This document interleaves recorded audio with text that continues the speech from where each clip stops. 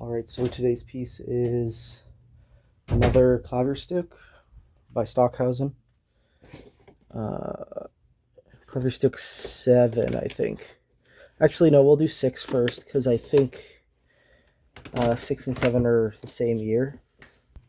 There it is. Yeah, so I believe that this piece was written in 1965. I hope I have the date right.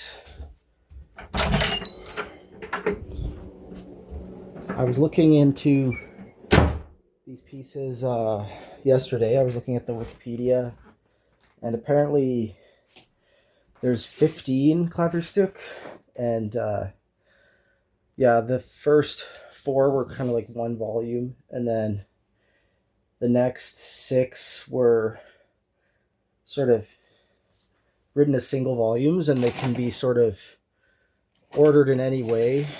So 2 days ago we looked at Klavierstück IX, which was written in 1967, written 2 years earlier.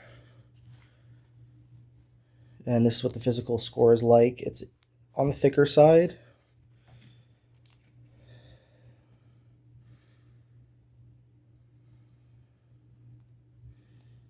Again, we have the German performance notes on the opposite side of the title page. This one is glued in.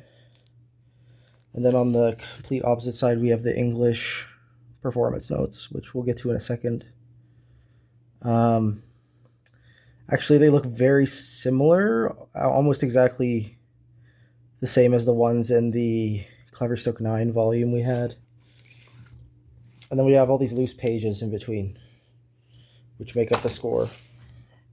So this score has an interesting feature. You'll see it has this gigantic staff on top.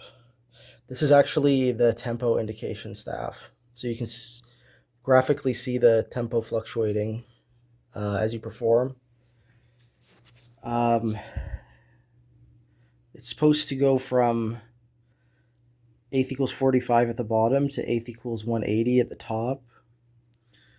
And it's a 13-line staff. And yeah, I think it would be kind of interesting to program it as a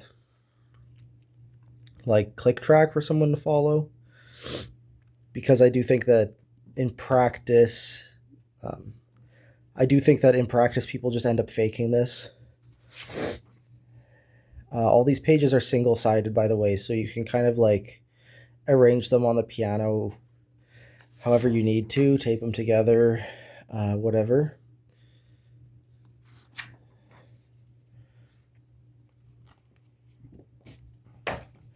Yeah, I don't really know a lot about this piece. It seems to have no bar lines whatsoever, and some very specific pedal indications, like you can see here.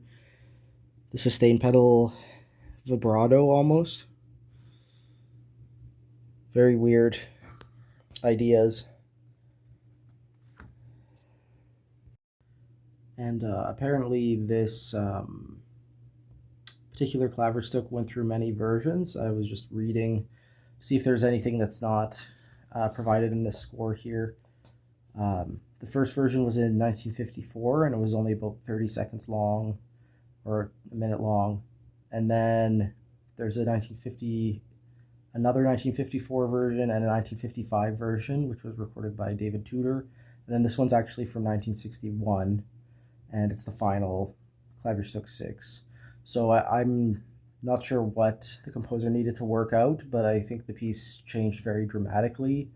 I think also Stockhausen was rethinking what the series of Klavierstück would look like. Yeah, these pieces seem to be things that he composed in like bursts, over the course of years. So 7 and 6 were written very close together, and then 9, which we looked at later, was written much later. So yeah, I'll put a link to the recording in the video description as always, and to let you know my thoughts on this piece. I apologize for going into it with very little knowledge. I haven't even listened to it before. So yeah.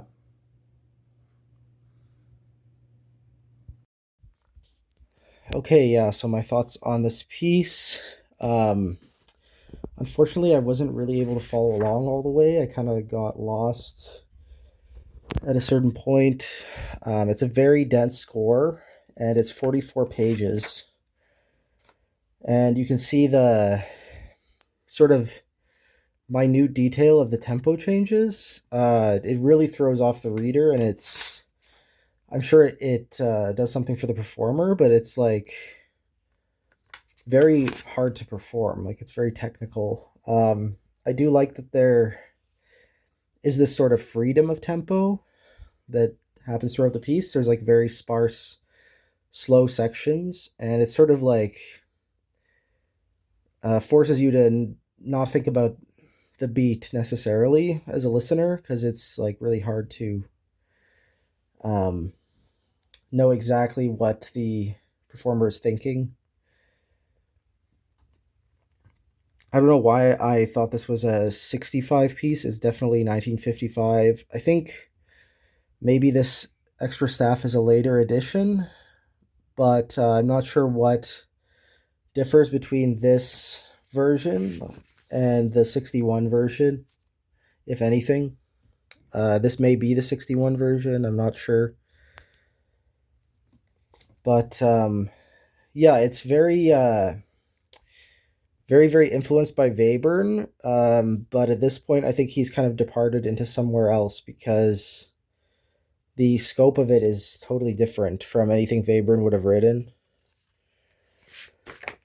Mostly, I just want to show off this cool like physical score I have. I mean, it is very beautiful. If I was a virtuosic pianist like David Tudor, I would really love to have this object as something to play from. But I imagine you would have to kind of paste like multiple pages onto I don't know, cardstock or something, right? You'd have to sort of manufacture a workable score. Nowadays, I think a performer would just use a tablet and fake it, but yeah, it's sort of a charming little object. Tomorrow I'm going to be looking at Klavierstück VII. We'll see how different it is. This was very different from Klavierstück IX, which we looked at yesterday. And I'm probably going to, at a later time, when we're further into the series, look at Klavierstücks 1 through 4, because I have that volume as well, and it's just one singular thing.